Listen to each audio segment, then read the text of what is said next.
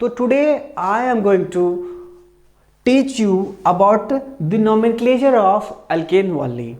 Okay, तो अभी जो हम बताने जा रहे हैं सिर्फ आपको अल्केन के बारे में बताने जा रहे हैं, तब उसके बाद हम बात करेंगे अल्कीन का, फिर हम बात करेंगे अल्काइन का, उसके बाद फिर हम टोटल जंबल्स करेंगे सबका, अल्कीन अल्काइन अल्काइन सबका कॉम्बिनेशन करेंगे, फिर फंक्शनल ग्रुप के बारे में भी बात करेंगे।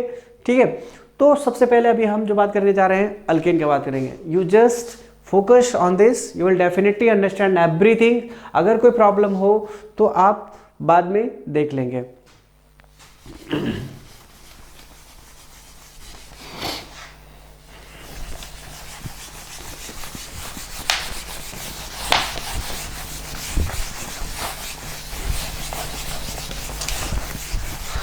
तो सबसे पहले हम बात करेंगे अल्केन का।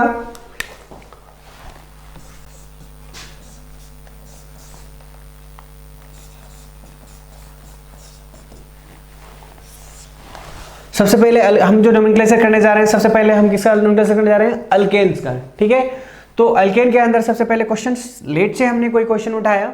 ठीक है, सबसे पहले क्वेश्चन उठाने का क्वेश्चन मैंने उठाया, सपोज ऐसा क्वेश्चन है,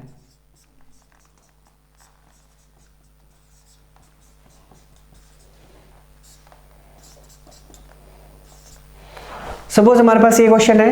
अब आपसे पूछा गया है कि आप हमें ये बताइए कि इसका नोमेनक्लेचर क्या होगा, इसका आईयूपीएसी नेम क्या होगा, इसका आईयूपीएसी का नाम क्या है। तो सबसे पहले आप क्या करेंगे, वो जो आपको मैंने बताया है, वो प्रोसीजर जो बताया आपको, केवल और केवल प्रोसीजर्स को फॉलो करने हैं, आपको आंसर्स ऑटोमेटिक मिल जाएगा। ओके, तो सबसे पहले देखिए यहाँ पर क्या है। सबसे पहले प्रोसीजर्स में क्या बताया गया आपको, वो बताया गया आपसे कि आपको क्या करनी है, आपको लॉन्गेस्ट कार्बन चेन को सिलेक्ट करनी है। तो लॉन्गेस्ट कार्बन चेन क्या हमारा, देखिए काउंट करते हैं, 1 2 3 4। ओके, 1 2 3 4। दूसरा क्या हो सकता है, 1 2 3, तो ये तो लॉन्गेस्ट है नहीं, तो सबसे पहले हमारा क्या होगा, 1 2 3 4। तो ये हमारा लॉन्गेस्ट कार्बन है, हमने क्या करना है, इसको सेलेक्ट करनी लेनी है, इसको हमें क्या करना है, सेलेक्ट कर लिया हमने। ठीक है, तो इसको सेलेक्ट करने के बाद क्या करना है आपको, दूसरा रूल नंबर 2, रूल नंबर 2 नहीं, प्रोसीजर का नंबर 2, प्रोसीजर का नंबर 2 क्या बोलता है, नंबरिंग करनी है आपको। तो नंबरिंग जो करनी है आपको क्या करना है, रूल नंबर 2 और 3 का सहायता लेकर के करनी है, रूल नंबर 2 और 3 का सहायता लेकर करनी है। तो रूल नंबर 2 क्या बोलता है आपको, लोएस्ट सम रूल। तो लोएस्ट सम रूल का मतलब क्या हुआ कि लोएस्ट सम रूल ये बताता है आपसे कि यदि कोई सब्स्टिट्यूएंट, अगर पेरेंट चेन है हमारे पास, अगर पेरेंट चेन है और वहां पर क्या है, पेरेंट चेन है और पेरेंट चेन में अगर कोई सब्स्टिट्यूएंट लगा हुआ है, तो वो हमें इस हिसाब से उस पेरेंट चेन को नंबरिंग करनी है। ठीक है, इस हिसाब से उसको नंबरिंग करनी है कि ये जो सब्स्टिट्यूएंट का जो पोजीशन आने वाला है, ठीक है, ये जो पोजीशन अटेन करने वाला है, उसका क्या होना चाहिए, मिनिमम पोजीशन पर आना चाहिए। तो यदि आप सपोज आपको नहीं पता है कि मुझे नंबरिंग इधर से करनी चाहिए या फिर इधर से करनी चाहिए, तो आप क्या करो, दोनों तरफ से नंबरिंग कर दो, रेंडम तरीके से आप नंबरिंग कर दो, इधर से भी कर दो और उधर से भी कर दो। तो आपको ये एनालिसिस करने में आसानी हो जाएगी कि आपको किधर से हमें करने से ज़्यादा बेटर हो रहा है, क्योंकि जब आप दोनों तरफ से नंबरिंग करोगे तो आपको दोनों, सपोज चलिए मैं करके दिखता हूँ, उसके बाद आपको पता चल जाएगा।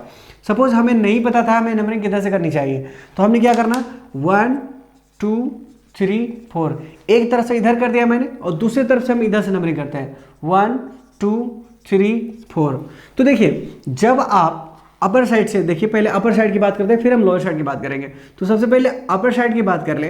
अपर साइड में हम देख रहे हैं 1 2 3 4 आ चुका है। तो ये जो सब्स्टिट्यूएंट है, ये सब्स्टिट्यूएंट का पोजीशन जो आ रहा है, फॉर अपर केस की बात कर रहे हैं हम लोग, ऊपर की बात कर रहे हैं, तो ऊपर के केसेस की बात करें तो ये सब्स्टिट्यूएंट का पोजीशन कितना आ रहा है, 2।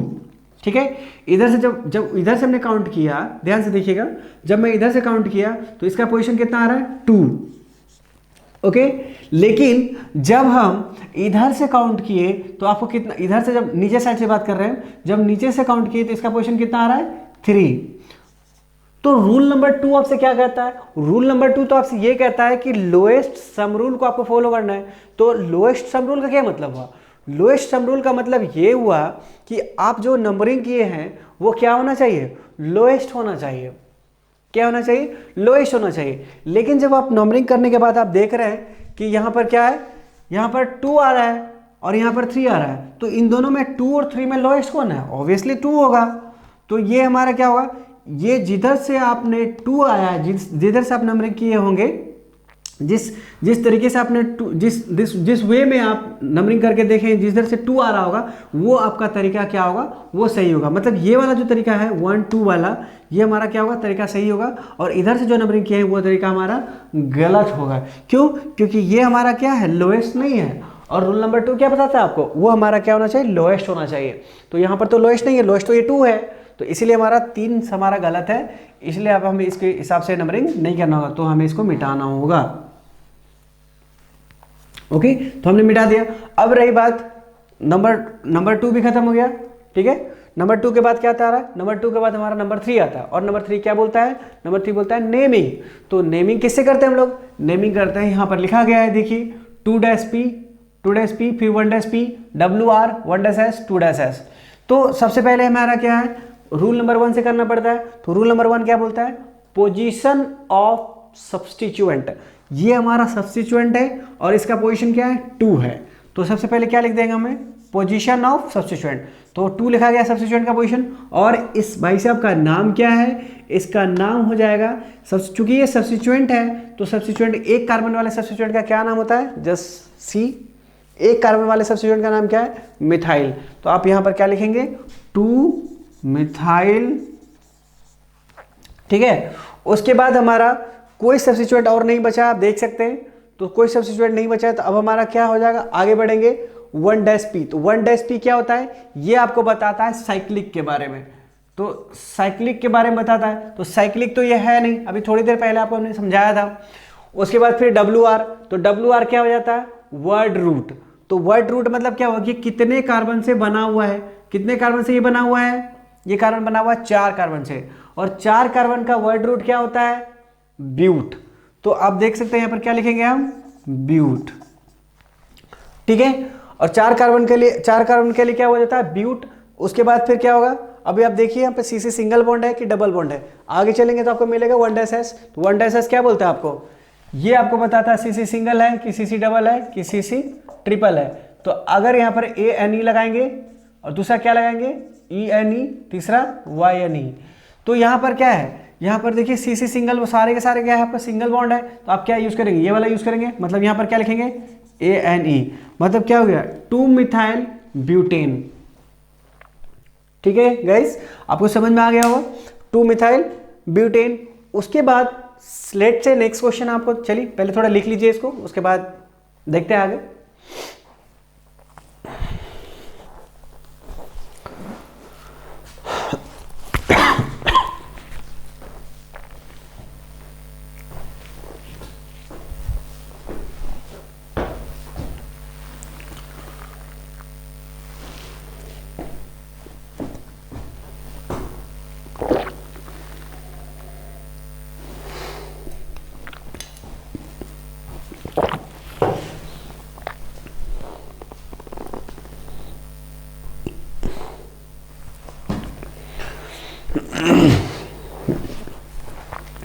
ओके, तो देखिए अब हम आगे बात करते हैं इसी टॉपिक पर।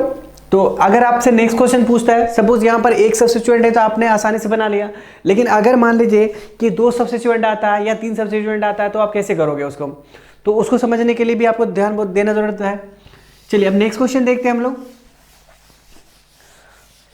इसी पर देखते हैं, इसी क्वेश्चन को हम थोड़ा सा एनालिसिस आगे बढ़ाता हूं।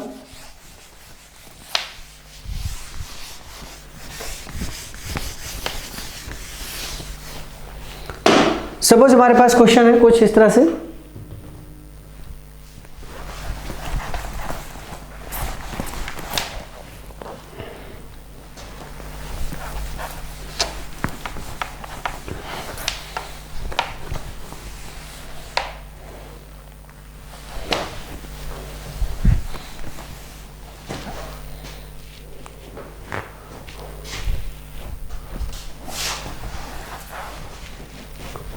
देखिए मान लीजिए कि हमारे पास क्वेश्चन कुछ इस तरह से है, CH3 CH2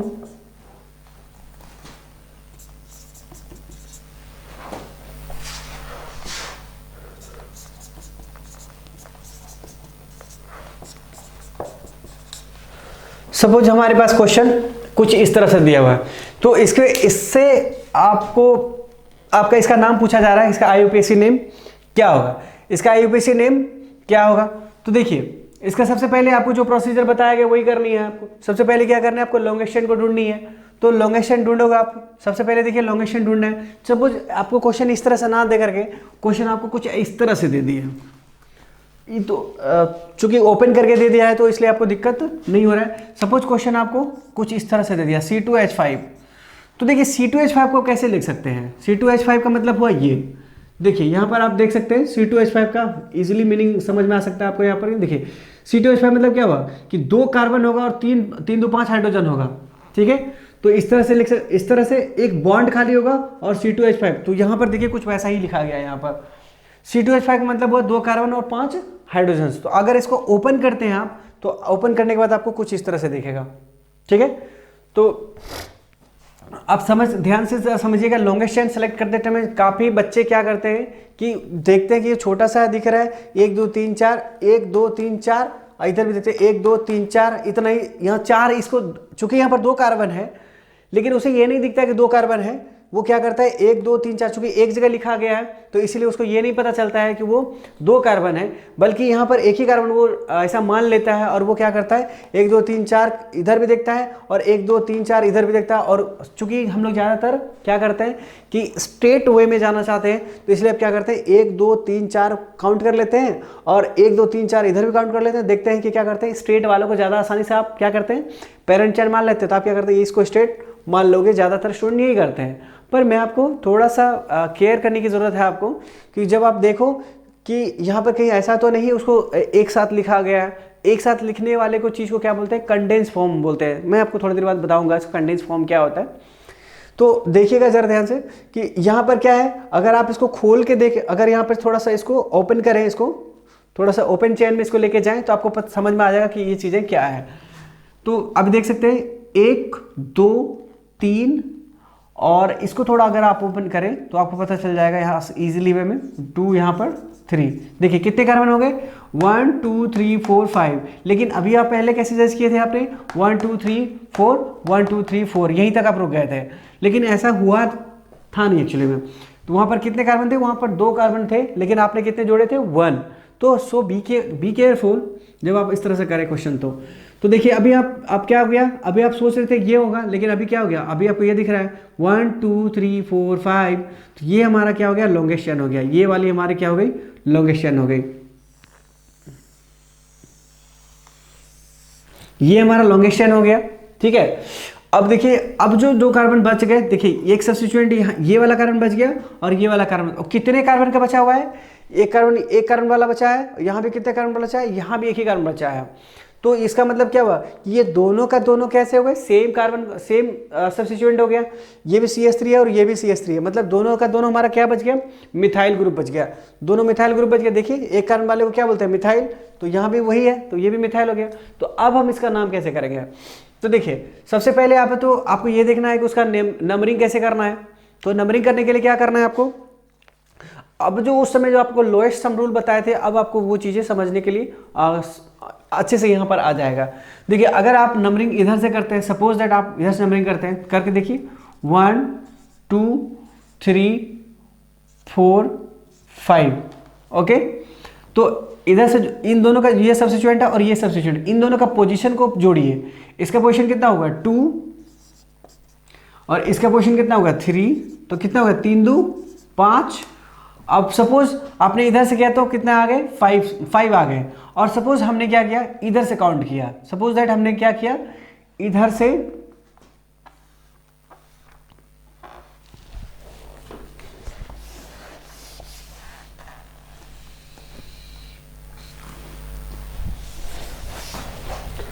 हमने क्या किया, सपोज हमने इस तरफ से काउंट किया, पहले इधर से काउंट किया तो हमने कितना देख रहे हैं 5 आ रहा है। लेट्स काउंट इधर से हम करते हैं 1 2 3 4 5, 1 2 3 4 5। तो अभी देखिए तो इधर से जब आप काउंट कर रहे हैं तो इसका ये सब्स्टिट्यूएंट का पोजीशन और इस सब्स्टिट्यूएंट का पोजीशन क्या आ रहा है आप दे रहा है, देखिए तो इस सब्स्टिट्यूएंट का पोजीशन कितना आ रहा है 3, और ये वाला सब्स्टिट्यूएंट का पोजीशन कितना आ रहा है 4। तो 3 + 4 कितना हो गया 7। तो और आपको क्या आप कहा गया है कि वो नंबरिंग आपका सही होगा जिस नंबरिंग के द्वारा आपको क्या आना चाहिए, लोएस्ट आना चाहिए, जो आपका सम मतलब जोड़ की बात कर रहे हैं हम, ठीक है। तो आपका जो सम आना चाहिए वो क्या आना चाहिए, लोएस्ट आना चाहिए। तो जब देखिए इधर से 3 + 4 कितना हो गया 7 हो गए, 2 + 3 कितना हो गया 5। इन दोनों आपकी मैथमेटिक्स तो इतनी अच्छी होनी चाहिए कि कम और ज्यादा में आपको फर्क पता चलनी चाहिए। तो देखिए 5 + 7 में कौन ज्यादा बड़ा है, 7 बड़ा है, पर हमें 7 बड़ा वाला नहीं यूज करना है, हमें छोटा वाला यूज करना है। तो छोटा वाला मतलब क्या, लोएस्ट सम रूल बोला गया है। तो लोएस्ट मतलब क्या 5, मतलब 7 वाला यूज नहीं होगा। मतलब जिस वे से आप 7 आया हुआ है, जिस रास्ते से आपने 7 लाया है, वो रास्ता हमारा क्या होगा, गलत होगा। मतलब इस रास्ते से जब गए थे आप नंबरिंग करते हुए, तो ये रास्ता में से क्या मिला था आपको, 3 + 4 मिला था। मतलब ये वाला रास्ता हमारा क्या है, गलत है, इसलिए हम इस रास्ते को अपनाएंगे नहीं, इस रास्ते को हमें चूज नहीं करनी है। तो हमें क्या चूज करना होगा, इस वाले नंबरिंग को फॉलो करना है, ठीक है।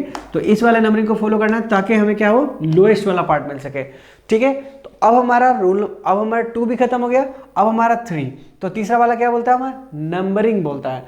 तो नंबरिंग का मतलब, नंबरिंग कैसे करना है आपको, नंबरिंग करना है आपको रूल नंबर 1 से। तो रूल नंबर 1 क्या बोल रहा है, रूल नंबर 1 यहाँ पर लिखा गया है, देखिए रूल नंबर 1 यहाँ पर लिखा गया है, आपको शायद क्लियर शायद नहीं दिख रहा हूँ, मैं प्रोनाउंसिएशन कर मतलब बोल देता हूँ, आपको पता चल जाएगा।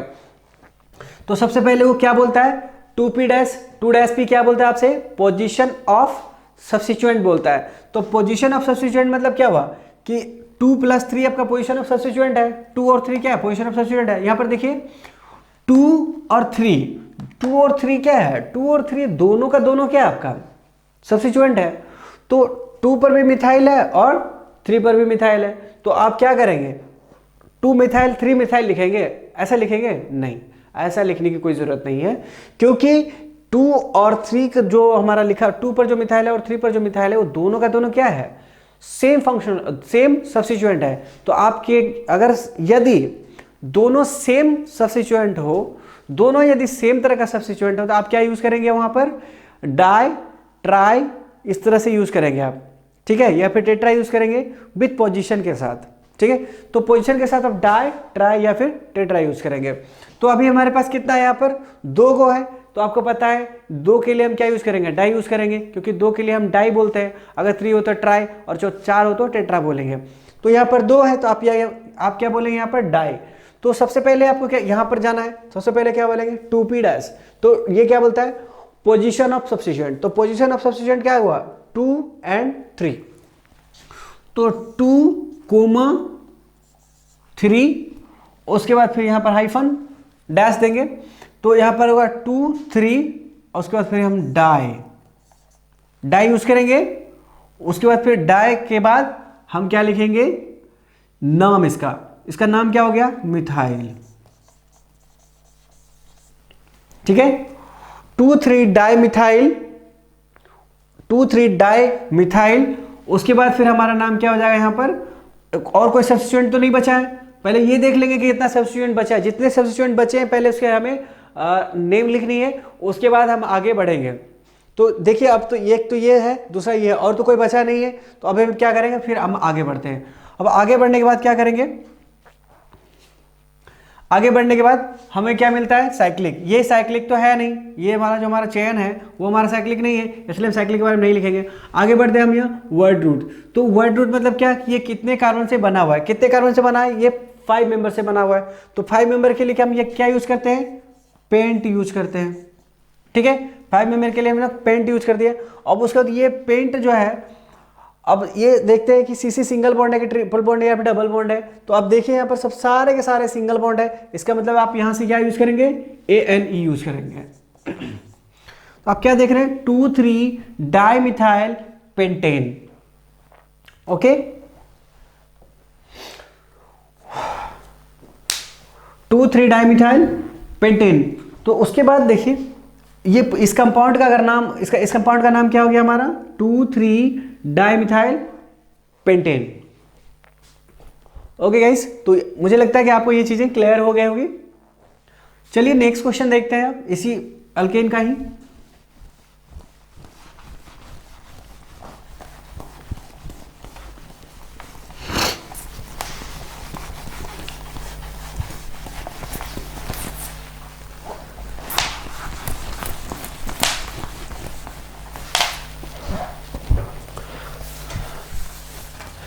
सपोज मान लीजिए अभी तो हमारे पास मिथाइल दिया था, दो मिथाइल दिया था तो हमने उसका नाम नेमिंग किया। सपोज मान लीजिए कि आपके पास मिथाइल भी है और इथाइल भी है, तो आप उसका नेमिंग कैसे करेंगे?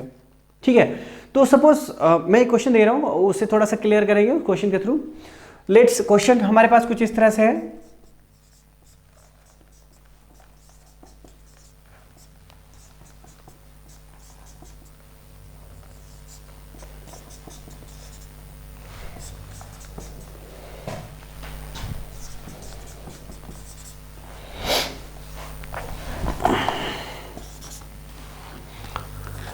ठीक है, हमारे पास ये क्वेश्चंस आए हैं, हम जो गिवन क्वेश्चन है कुछ इस तरह से लिए हुए CH3 CH CH CH2 CH3। Okay, तो अभी देखिए इसका हमें नेमिंग करनी है।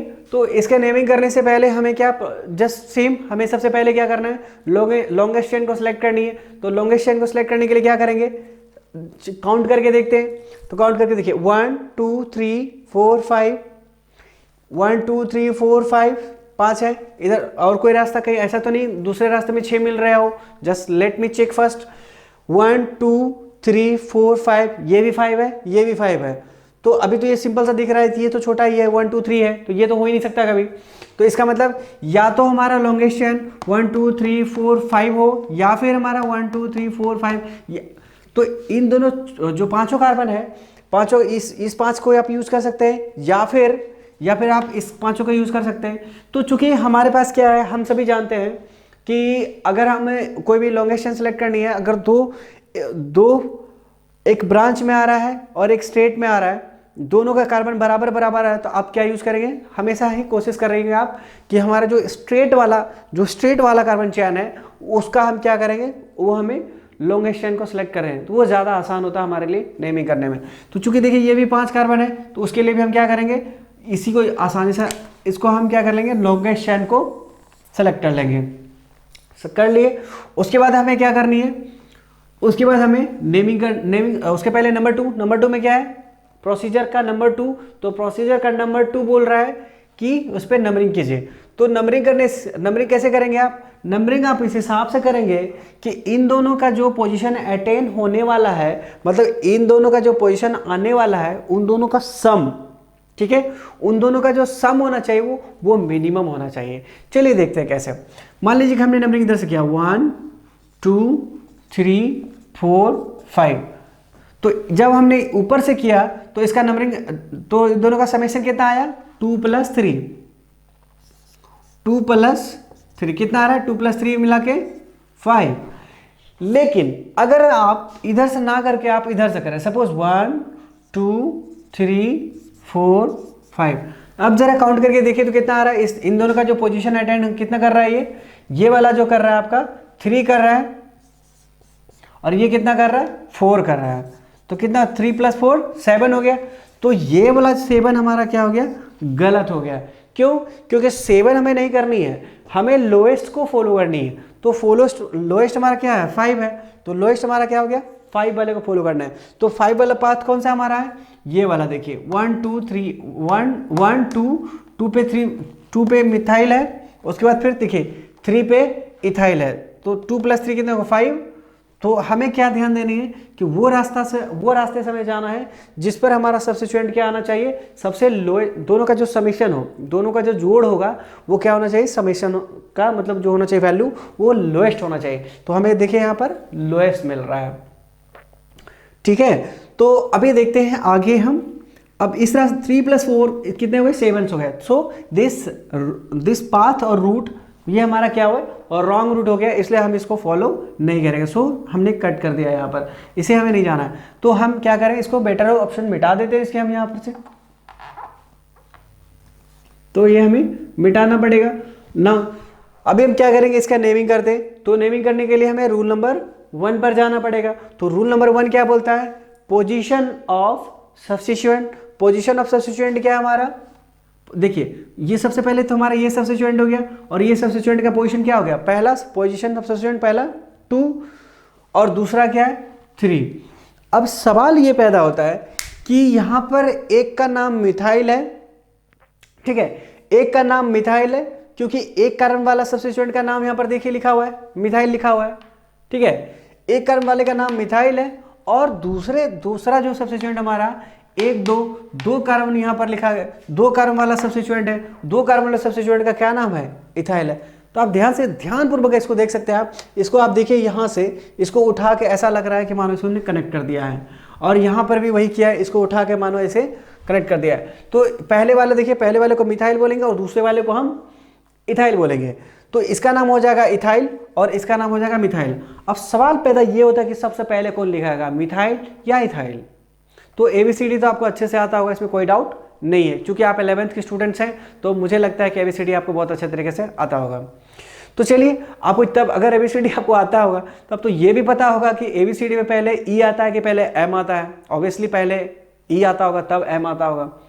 तो हमें यहाँ पर वही करनी है, हमें क्या करनी है कि सबसे पहले हमें यहाँ पर E, चूंकि E पहले आता है अल्फ़ाबेट में, तो इसीलिए हम पहले क्या लिखेंगे, इथाइल, क्योंकि अकॉर्डिंग टू यहाँ जो हम नाम लिखने जा रहे हैं अकॉर्डिंग टू अल्फ़ाबेट लिखने जा रहे हैं, ठीक है।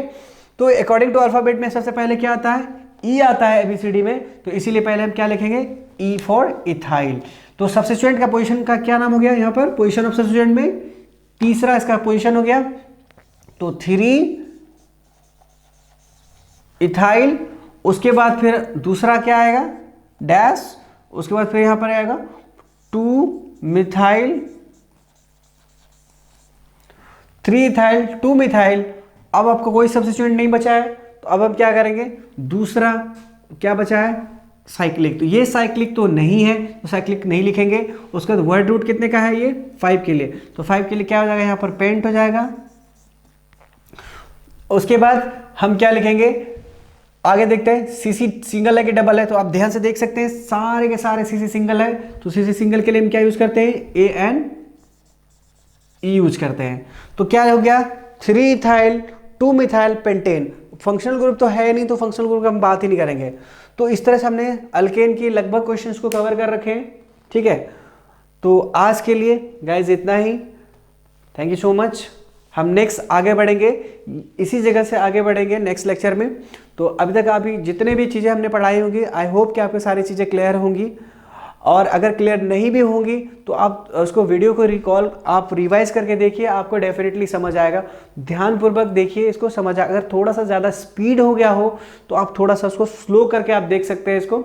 अगर कहीं पर अगर तब भी आपको समझ में नहीं आए तो आप हमसे कॉन्टैक्ट कर सकते हैं, ओके। तो अभी तक जितने भी चीज़ें आपको पढ़ाई गई है वो सारे के सारे कहीं ना कहीं इंपॉर्टेंट चीज़ है। तो जैसे जैसे हम आगे बढ़ते जाएंगे आपको सारे के सारे इंपॉर्टेंट चीज़ें हम बताते चले जाएंगे कि IIT JEE मेंस या फिर नीट या फिर एम्स में किस तरह के क्वेश्चंस पूछे जाते हैं, वो कैसे हमें पढ़नी चाहिए, सारे की सारी चीज़ें हम डिस्कस करते चले जाएंगे। तो अभी तो फिलहाल हम बेसिक चीज़ें कवर कर रहे हैं आपको, ठीक है। तो वो धीरे धीरे जैसे जैसे हम आगे बढ़ेंगे आपको धीरे धीरे हम बताते चले जाएंगे क्या क्या चीज़ें कैसे कैसे पढ़नी है। So for today thank you so much guys. काफ़ी थक चुका हूँ, तो मैं आगे बात करूँगा नेक्स्ट लेक्चर में, okay. Thank you so much.